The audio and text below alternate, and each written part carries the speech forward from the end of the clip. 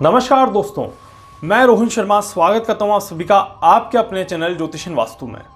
कैसे हैं आप सभी दोस्तों? सबसे पहले तो आप सभी का बहुत बहुत धन्यवाद देना चाहूँगा। कल जो मैंने वीडियो बनाया था वो आप सभी को पसंद आया, आप सभी ने लाइक किया, इसके लिए आप सभी का बहुत बहुत धन्यवाद। आज उसी टॉपिक पर हम आगे यहाँ पर बात करने वाले हैं। हमने कल वीडियो बनाया था कि मृत्यु अटल है, सबसे बड़ा सत्य है, इसके आगे सभी चीज़ें भ्रम है। तो यहाँ पर यह चीज़ तो आपको पता चल गई कि मृत्यु एक सबसे बड़ा सत्य है।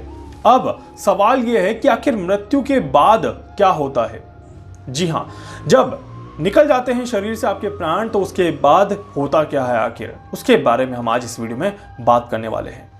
इस वीडियो में जो भी चीज़ें मैं आपको बताने वाला हूं, इसका जो आधार है ये गरुड़ पुराण से लिया गया है। जी हाँ, गरुड़ पुराण आप सभी ने सुना होगा।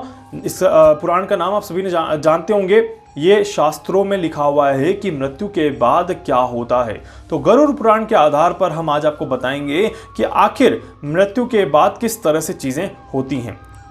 देखिए, गरुड़ पुराण में बताया गया है कि जब मनुष्य अपनी मृत्यु को प्राप्त करता है तो वो चाहता है बहुत कुछ बोलना, बट क्योंकि वो नहीं बोल पाता, उसकी इंद्रियां शांत हो जाती है, बोलने की सुनने की शक्ति जो होती है वो नष्ट हो जाती है और वो चाह के भी हिल नहीं पाता, मतलब कि शरीर निर्जीव हो जाता है। बट जैसे हम कहते हैं कि आत्मा हमेशा अजर और अमर रहती है, तो वही चीज़ आत्मा उसके अंदर कोशिश करती है, बट क्योंकि शरीर साथ नहीं दे पाता, इस कारण से इंसान के प्राण निकल जाते हैं, मतलब कि आत्मा निकल जाती है। ऐसा गरुड़ पुराण में यहाँ पर बताया गया है कि जब शरीर का अंत निकट होता है तब आत्मा चाहते हुए भी अपना प्रभाव नहीं छोड़ पाती और उस कारण से शरीर से उसे निकलना पड़ता है। एक निर्जीव शरीर के अंदर आत्मा ज़्यादा समय तक नहीं विराजमान कर पाती, नहीं रह पाती, ऐसा यहाँ पर बताया गया है।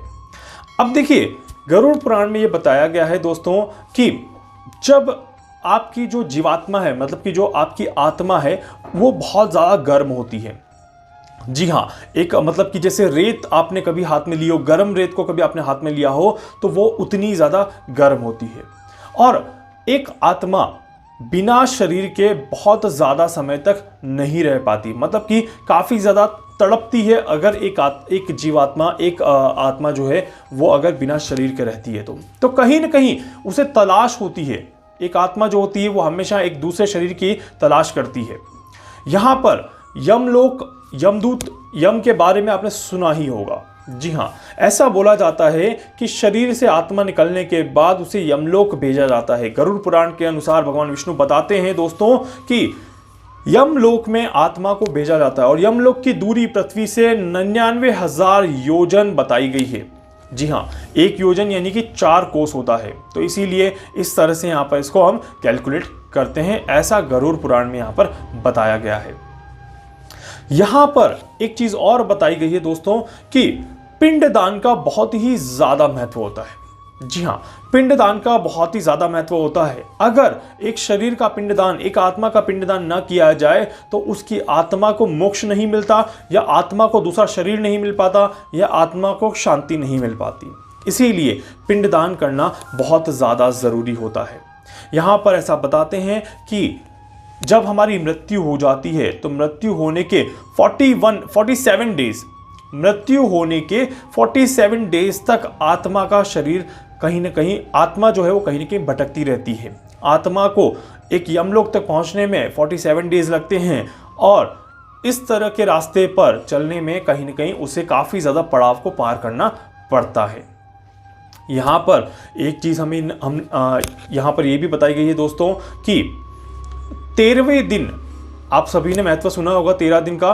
13वें दिन जो होता है वो आत्मा को कहीं ना कहीं पकड़ लिया जाता है, मतलब कि आत्मा का शरीर से दूर जाने का रास्ता खुल जाता है।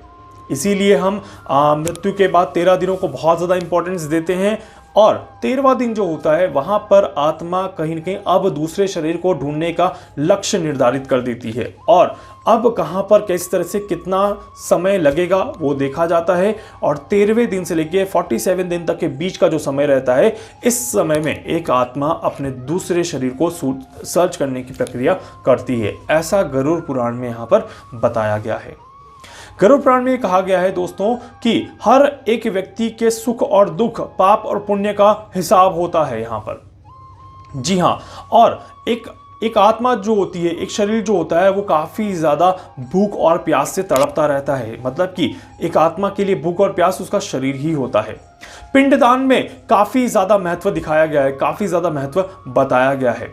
पहले दिन पिंडदान से सिर पे प्रभाव पड़ता है, दूसरे दिन के पिंडदान से गर्दन पर और कंधे पर, तीसरे दिन हृदय पर, चौथे दिन पिंडदान करने से पीठ पर प्रभाव पड़ता है, पांचवें दिन पिंडदान करने से नाभि पर प्रभाव पड़ता है, छठे दिन पिंडदान और सातवें दिन पिंडदान करने पर कमर और शरीर के निचले हिस्से पर प्रभाव पड़ता है, आठवें दिन पैरों पर, 9वें और 10वें दिन आपके उसके शरीर के शुभ और अशुभ, भूख और प्यास, पाप और पुण्य पर प्रभाव पड़ता है। तो यहां पर अगर देखें दोस्तों, तो एक शव को जब जलाते हैं तो देह के बाद से अगर हम देखें तो काफ़ी सारा प्रोसेस होता है जो कि हमें आंखों से नहीं दिखाई देता, बट ये हकीकत में एक प्रोसेस होता है जो कि भगवान विष्णु द्वारा गरुड़ पुराण में बताया गया है कि इस तरह से एक शव यात्रा जिस तरह से निकलती है, उसके बाद ही उसी तरह से मृत्यु के बाद भी एक आत्म यात्रा का एक सफ़र हमें तय करना पड़ता है। ऐसा नहीं है कि ये शरीर खत्म हो गया उसके बाद सारी चीज़ें यहाँ पर खत्म हो गई, ऐसा बिल्कुल भी नहीं है। और आत्मा को अगर शांति नहीं मिलती है तो वो प्रेत बन जाती है। जी हाँ, भूत प्रेत जिसको हम बोलते हैं, तो प्रेत में आत्मा बदल जाती है। भूतों में तो भूतों की कहानी अलग है दोस्तों, बट प्रेत की कहानी बिल्कुल सत्य है यहाँ पर। और पिंडदान अगर नहीं हो पाता तो वो जो आत्मा होती है वो प्रेत आत्मा कहलाती है, और उसके कारण से दूसरी चीज़ें जो है वो परेशान हो जाती हैं। गरुड़ पुराण के अनुसार मनुष्य की मृत्यु के बाद 10 दिन का जो समय होता है उसमें पिंडदान करना बहुत ज़्यादा महत्वपूर्ण माना गया है। अगर 10 दिन में पिंडदान नहीं हो पाता तो फिर दिक्कतें, परेशानियां बढ़ती है और उस परिवार को काफ़ी ज़्यादा संघर्ष देखना पड़ता है। पिंडदान से ही आत्मा को चलने की शक्ति मिलती है, इस बात का विशेष ध्यान रखिएगा। मतलब कि पिंडदान के कारण से, पिंडदान के प्रभाव से क्या क्या फायदा मिलता है। पिंडदान जब हो जाता है तो जो शरीर से आत्मा निकली है उस आत्मा को चलने की शक्ति मिलती है। इसीलिए मैंने अभी थोड़ी देर पहले बताया था आपको कि 13 दिन से लेकर 47 दिन तक का सफर जो होता है वो काफी ज्यादा महत्वपूर्ण होता है।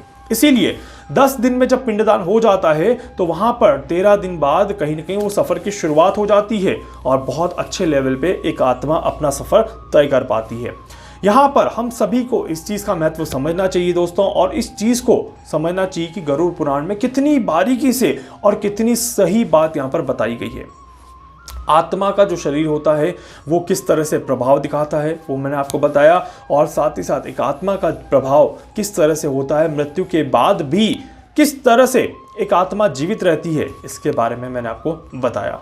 आप सभी इस चीज़ को महसूस कर सकते हैं, इस चीज़ को आप सभी कहीं ना कहीं महसूस ही कर सकते हैं, क्योंकि देख तो नहीं सकते यहाँ पर कि हो क्या रहा है हकीकत में, वो देखना मुश्किल होता है बट महसूस करना आसान होता है। इसीलिए आप इस चीज़ को महसूस कर सकते हैं। आप सभी ने अपने परिवार में भी देखा होगा, जब भी किसी की मृत्यु हुई होगी तो पिंडदान तीसरे, चौथे, 5वें दिन कर दिया जाता है, और जब पिंडदान किया जाता है तो वहाँ पर कहीं ना कहीं सेटिस्फेक्शन मिलता है, आत्मा को संतुष्टि मिलती है, शरीर को कहीं ना कहीं, देह को शांति मिलती है, और परिवार में सुख और शांति का वास होने लग जाता है। जहाँ पर अगर हम देखें कि पिंडदान सही समय पर नहीं होता, वहाँ पर काफ़ी ज़्यादा परेशानियाँ आती है, काफ़ी ज़्यादा प्रॉब्लम्स आती हैं, और एक अशांति सा माहौल कहीं ना कहीं दिखाई देने लग जाता है। उम्मीद करता हूँ दोस्तों कि आपको ये वीडियो अच्छा लगेगा, और इस वीडियो के माध्यम से जो जानकारी मैं आप सभी को दे रहा हूँ ये आप सभी को अच्छी लगेगी। वीडियो को लाइक कर दीजिएगा, चैनल को सब्सक्राइब कर दीजिएगा, बेल आइकन पर ज़रूर से क्लिक कर दीजिएगा। और इसके अलावा अगर आप मुझसे कुछ पूछना चाहते हैं, कुछ जानना चाहते हैं, अपनी कुंडली का एनालिसिस करवाना चाहते हैं, आप मुझसे संपर्क कर सकते हैं। मैं पूरी कोशिश करूँगा आपकी हर संभव मदद यहाँ पर कर सकूँ। धन्यवाद।